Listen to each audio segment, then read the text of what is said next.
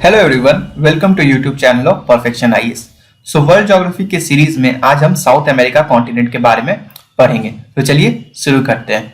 तो जो south America है वो एक लॉन्ग ट्रायंगुलर शेप्ड कॉन्टिनेंट है। इसका मतलब क्या होता है पहले देखते हैं। मतलब कि अगर आप इसे देखोगे ना तो ये एक लॉन्ग ट्रायंगुलर शेप, ठीक है, इस तरीका का।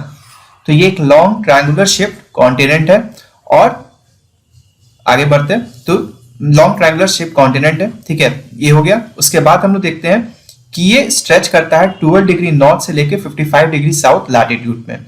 मतलब क्या है कि जो इक्वेटर का लाइन है वो इससे पास करता होगा और ट्रॉपिक ऑफ कैप्रिकॉर्न भी इससे पास करता होगा। तो ये कहता है कि जो इक्वेटर है वो northern part of the continent से पास करता है, ट्रॉपिक ऑफ कैप्रिकॉर्न इसके मिडिल से पास करता है। क्या आप बताइएगा कि एक कौन सा कंट्री है जिससे इक्वेटर और ट्रॉपिक ऑफ कैप्रिकॉर्न दोनों पास करता है? मतलब एक ऐसा कंट्री, एक ही ऐसा कंट्री है जिसे दोनों इक्वेटर और ट्रॉपिक ऑफ कैप्रिकॉर्न पास करता है? तो आप कमेंट सेक्शन में इसका आंसर जरूर बताइए। उसके बाद हम देखते हैं कि जो साउथ अमेरिका है वो फोर्थ लार्जेस्ट कॉन्टिनेंट है आफ्टर एशिया। यानी एशिया फर्स्ट पे है, सेकंड पे अफ्रीका है और थर्ड पे है नॉर्थ अमेरिका। तो ये रहा हमारा साउथ अमेरिका का कॉन्टिनेंट। अब हम इसे थोड़ा समझ लेते हैं कि इसके चारों ओर क्या है। तो सबसे पहले देखते हैं तो यहाँ पे हमको मिलेगा साउथ पैसिफिक ओशन और यहाँ पे मिलेगा हमें साउथ अटलांटिक ओशन। मतलब ईस्ट साइड में क्या है, साउथ अटलांटिक ओशन, और वेस्ट साइड में है साउथ पैसिफिक ओशन। फिर हम नीचे देखते हैं, यहाँ पे है केप हॉर्न और स्ट्रेट ऑफ मैगेलन। तो दोनों बहुत इंपॉर्टेंट है, क्या, केप हॉर्न और स्ट्रेट ऑफ मैगेलन। ऊपर में हम देखते हैं गल्फ ऑफ पनामा, जो हम लोग स्टार्टिंग में देखे थे। मतलब नॉर्थ अमेरिका जब हमने पढ़ा था तो गल्फ ऑफ पनामा को देखा था, तो हम वहीं से शुरू कर रहे हैं। यहाँ पे क्या है, गल्फ ऑफ पनामा। उसके बाद यहाँ पे क्या है, गल्फ ऑफ ग्वायाक्वी। फिर ये है हमारा चिली का ट्रेंच है, चिली का बेसिन है। यहाँ पे हम लोग 2-3 इंपॉर्टेंट गल्फ है, बहुत ज्यादा इंपॉर्टेंट नहीं है फिर भी देख लो। Gulf of Saint George, Gulf of Saint Matias, Blanca Bay, river Plata, और यहाँ पे देखो, यहाँ पे हमारा माउथ ऑफ द अमेजोन है। क्या है, माउथ ऑफ द अमेजन। यहाँ पे है गायना बेसिन। तो ये पैसिफिक ओवरऑल ऊपर से हम लोग मैप में देखा कुछ इंपॉर्टेंट प्लेसेस। उसके बाद हम डिटेल में अंदर में पढ़ेंगे। यहाँ पे देखो लेक टिटिका है, ये भी आगे पढ़ाएंगे हम आपको। चिम्बोरोजा, कोटोपैक्सी, अकंकागुआ, ये कुछ इंपॉर्टेंट चीजें। अब हम कोशिश करते हैं कि थोड़ा सा इसको जूम करके भी आपको दिखा देते हैं अगर क्लियर नहीं है। तो सबसे पहले हमने देखा था यहाँ पे Gulf of Panama, Gulf of Guayaquil, ये था South Pacific Ocean, Chile Basin, Cape Horn, Strait of Magellan, Gulf of San George, San Matias, River Plate, South Atlantic Ocean, Guiana Basin और माउथ ऑफ द अमेजोन। तो ये कुछ हम लोगों ने mapping देखा। आगे बढ़ते हैं। अब हम लोग देखेंगे कि जो कंट्रीज हैं, मतलब कौन से कंट्रीज हैं जो साउथ अमेरिका में प्रेजेंट है। तो स्टार्ट करते हैं अगर हम अर्जेंटीना से, तो ये है अर्जेंटीना और इसका कैपिटल है बुएनोस एयर्स, ठीक है। तो अर्जेंटीना, उसका कैपिटल बुएनोस एयर्स। यहाँ पे हम देखते हैं चिली है, चिली का कैपिटल क्या है, सैंटियागो। उसके बाद उरुग्वे है, उरुग्वे का कैपिटल है, उरुग्वे का कैपिटल क्या है, माउंटेविडो। उसके बाद देखो 2 इंपॉर्टेंट कंट्रीज है क्योंकि यहाँ से क्वेश्चन बन सकता है। तो वो है बोलिविया जिसका कैपिटल है सुक्रे, और पैराग्वे जिसका कैपिटल असेंशियन। ये दोनों इंपॉर्टेंट क्यों है, क्योंकि ये दोनों लैंड लॉक कंट्रीज है। मतलब चारों ओर ये लैंड से घिरा है, इनका ओपनिंग नहीं है सी की ओर। तो ये पूछ सकता है। यहाँ पे है ब्राजील जिसका कैपिटल क्या है, ब्राजीलिया। और हमने जो क्वेश्चन पूछा था कि कौन सा ऐसा कंट्री है जहां से इक्वेटर और ट्रॉपिक ऑफ कैप्रिकॉर्न दोनों पास करती है, तो यहाँ पे आपको आंसर मिल गया, वो क्या है, ब्राजील। उसके बाद हम देखते हैं पेरू जिसका कैपिटल क्या है, लीमा, इक्वेडोर जिसका कैपिटल है क्वेटो, कोलंबिया जिसका कैपिटल है बोगोटा, वेनेजुला जिसका कैपिटल है कैराकास, फिर ग्वायमा जिसका कैपिटल है जॉर्ज टाउन, सूरीनाम जिसका कैपिटल है पैरामरीबो, फ्रेंच गायना जिसका कैपिटल है केन। थोड़ा जूम करके दिखा देते हैं अगर कुछ नहीं दिख रहा है। तो बेसिकली ये जो छोटे छोटे कंट्रीज है वो नहीं दिखे होंगे, तो आप फिर से देख लो। French Guiana, Guyana, Paramaribo, Georgetown, Venezuela, Caracas, Colombia. ये वाला एक लेक है यहाँ पे, ठीक है, माराकाइबो। ये इंपॉर्टेंट है, आगे बताएंगे कैसे इंपॉर्टेंट है। उसके बाद कोलंबिया, इक्वेडोर, पेरू में लीमा। यहाँ पे देखो है लेक टिटिका, ठीक है, ये भी इंपॉर्टेंट है, लेक टिटिका दिख रहा है ना, ये भी आगे बताएंगे। फिर यहाँ पे देखो अटाकामा डेजर्ट है। तो काफी क्लियर हो गया होगा इसके मैपिंग के बारे में। आगे बढ़ते हैं। तो ये कुछ कंट्रीज का नाम था जो मैंने अभी आपको ऑलरेडी बताया।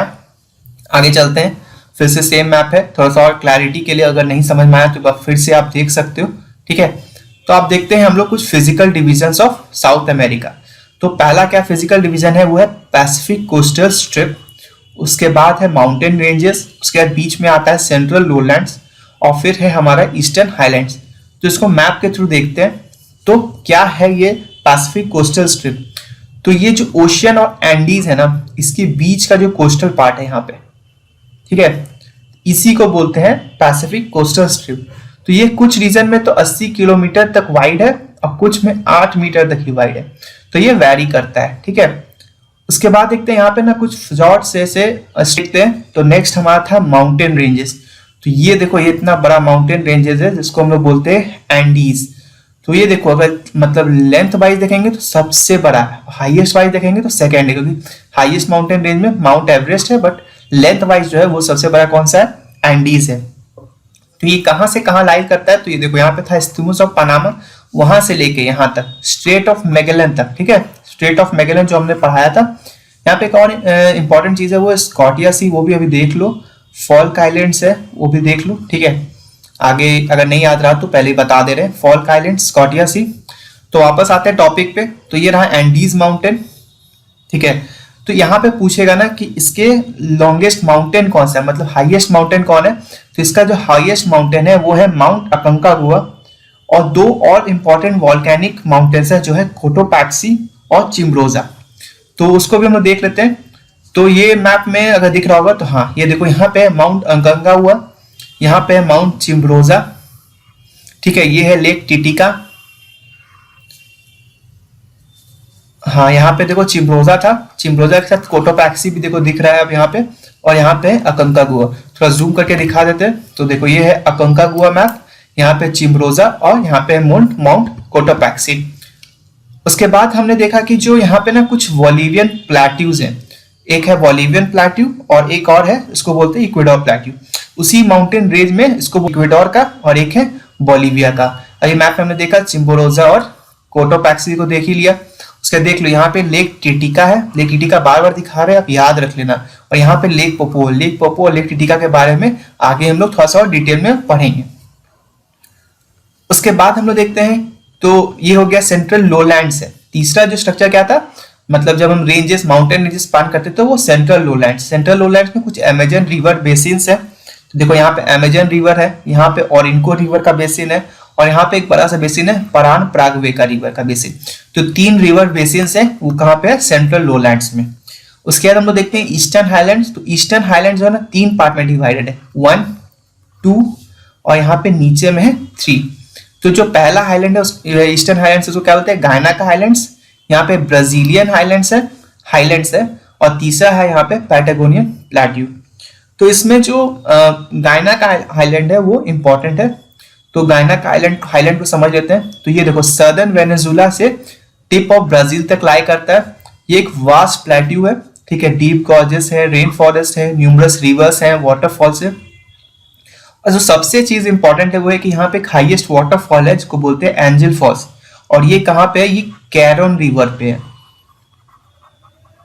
तो जो कैरन रिवर है ना, वो एक ट्रिब्यूटरी है ओरिनको रिवर का। ओरिनको रिवर हम आगे पढ़ेंगे। तो जो कैरन रिवर है वो ओरिनको रिवर का ट्रिब्यूटरी है, और हमने क्यों पढ़ा? कि एंजल फॉल्स से रिलेटेड है। उसके यहाँ पे एक हाईएस्ट माउंटेन पॉइंट है माउंट रोडाइमोरो, जो कि ब्राजील, गायना और वेनेजुला पे है। और इसके पहले हमने कहा देखा था कि जो हाईएस्ट पॉइंट क्या था? माउंट अकंकागुआ, ठीक है। वो कहाँ था? एंडीज पे था। अब हम लोग आगे बढ़ते हैं और कुछ डेजर्ट्स के बारे में पढ़ते हैं। तो कुछ इंपॉर्टेंट डेजर्ट्स हम देखेंगे, वो है एटाकामा डेजर्ट, सेचुरू, मोंटे और पैटागोनिया। इसमें जो एटाकामा डेजर्ट है वो बहुत इंपॉर्टेंट है, और सबसे इंपॉर्टेंट क्या है? वो है पैटागोनियन डेजर्ट।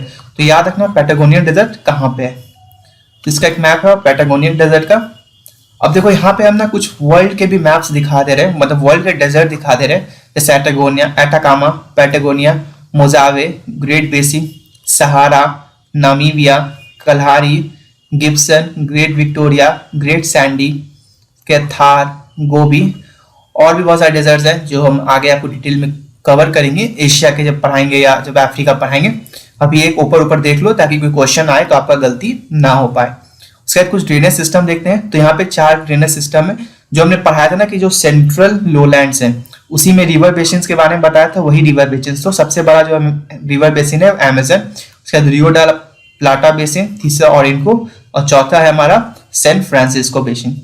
तो ये है देखो अमेजन का रिवर बेसिन, मतलब ये पूरा का पूरा इलाका में 30 to 40% of area of South America, north America, south America जो है वो अमेजन बेसिन ही ऑक्यूपाई करता है। तो जो largest flow of water in the world है वो कहाँ से होता है? अमेजन से। सेकेंड लॉन्गेस्ट रिवर है अमेजन, यहाँ पे इक्वेटोरियल रेन फॉरेस्ट पाया जाता है, नेचुरल रबर है, यहाँ माउथ में जो है पेट्रोलियम भी पाया जाता है। ठीक है, तो ये कुछ इंपॉर्टेंट पॉइंट्स है या फैक्ट्स है अमेजन रिवर से रिलेटेड। यहाँ पे देखो ऊपर में हम देखते हैं, यहाँ जो वेनेजुला है यहाँ पे है ओरिनको रिवर। क्या रिवर है? ओरिनको रिवर। और यहीं पे हमने देखा था कौन सा? गायना आइलैंड था। गायना आइलैंड में क्या था? कौन सा वाटरफॉल था? एंजल वाटरफॉल था। अब हम नीचे आते हैं तो ये देखो यहाँ पे है Paraguay river, Parana river, Uruguay river, और ये तीनों रिवर मिलके सिस्टम बनाता है रियो डी ला प्लाटा बेसिन सिस्टम। ठीक है, तो तीनों रिवर का नाम याद रखना। और यहाँ पे है देखो ओरिनको रिवर बेसिन, मतलब ये जो रिवर मैंने पढ़ाया था ना, यहाँ पे ये जो रिवर सिस्टम है इसी को जूम करके यहाँ पे बताया जा रहा है ओरिनको रिवर बेसिन। यहाँ पे कैरिबियन था, वेनेजुला था, ब्राजील है, और ये है ओरिनको रिवर बेसिन। ठीक है, नेक्स्ट एंजेला फॉल्स कहाँ पे है? देखो यहाँ पे। ठीक है, इसका एक फोटो भी देख लेते हैं। ये है देखो एंजेला फॉल्स। अब कुछ रिवर्स को करते हैं। तो ऑब्वियसली रिवर बेसिन तो हम कर ही चुके हैं, तो एक रिवीजन ही है। तो Orinoco river, Magdalena river, Amazon river, San Francisco, Uruguay, Paraguay, Parana, Salado, Colorado, Negro. ठीक है, ये कुछ इंपॉर्टेंट रिवर्स हैं जो कि साउथ अमेरिका से आपको याद होनी चाहिए। कुछ लेक्स एंड आइलैंड्स हैं, तो पहले ही मैंने स्टार्टिंग में दिखाया था कि देख लो ये मराइकेबो है, ये टिटिका है, ये पोपो, याद कराया था ना। अब उसके बारे में थोड़ा पढ़ लेते हैं। जो मराइकेबो रिवर है वो नॉर्थ ऑफ वेनेजुला है और it is one of the major oil producing regions. ठीक है, largest lake of South America भी यही है। उसके लेक टिटिका कहाँ था? याद है ना, जो प्लेट्यूज थे, इंटर माउंटेन प्लेट्यूज थे। ठीक है, माउंटेन तो उसी पे है, इसलिए ये 12,500 फीट ऊपर में। तो कहाँ पे है? बोलीविया और पेरू के पास, और ये हाईएस्ट नेविगेबल लेक भी है। उसके बाद लेक पोपो वहीं पे नजदीक में ही था, और ये lies in the Altiplano in Bolivia, मतलब बोलीविया भी यहाँ भी है, यहाँ पे मतलब उसी की रेंज में लेक टिटिका और पोपो है।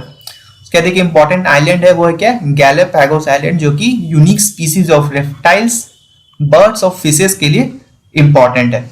तो देखो ये था बोलिवियन प्लेट्यू, यहाँ पे है लेक टिटिका, और ये है लेक पोपो। उसके बाद ये था लेक मराकाइबो, और ये क्या इंपॉर्टेंट है? पेट्रोलियम के लिए।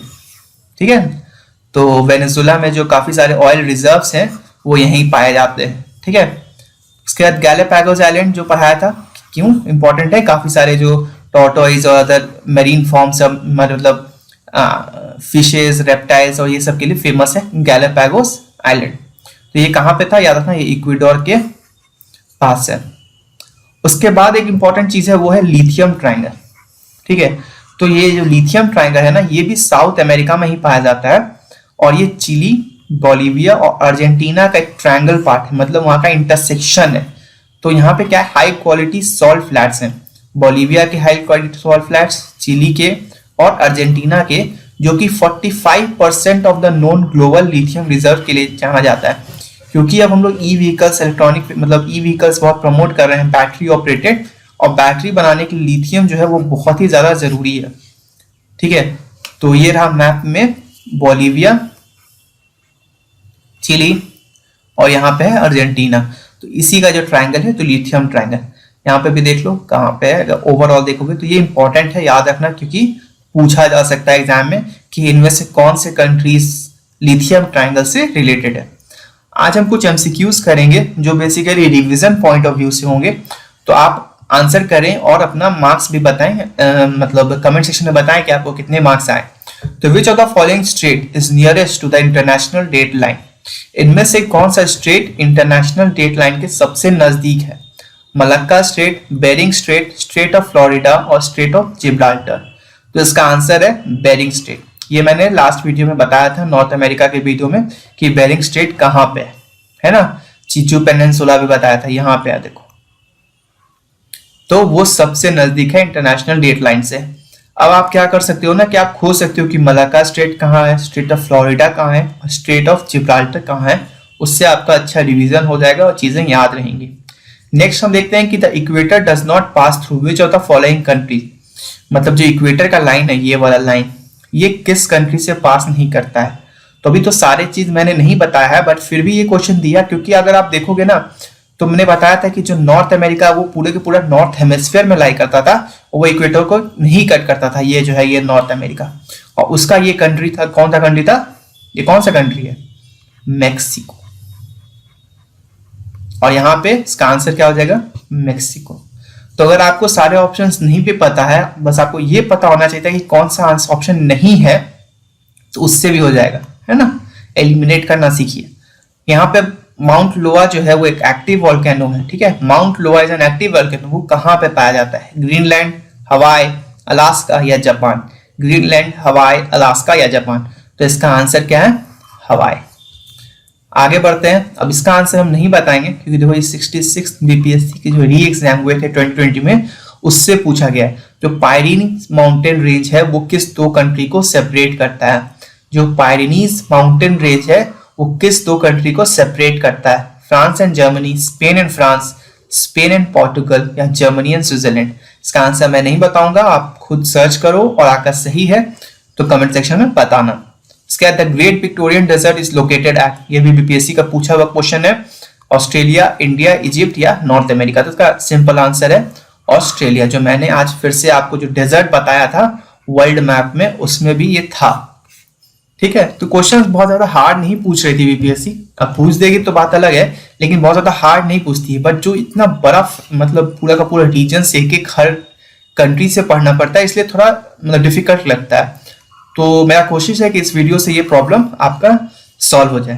तो थैंक यू गाइस, मिलते हैं नेक्स्ट वीडियो में।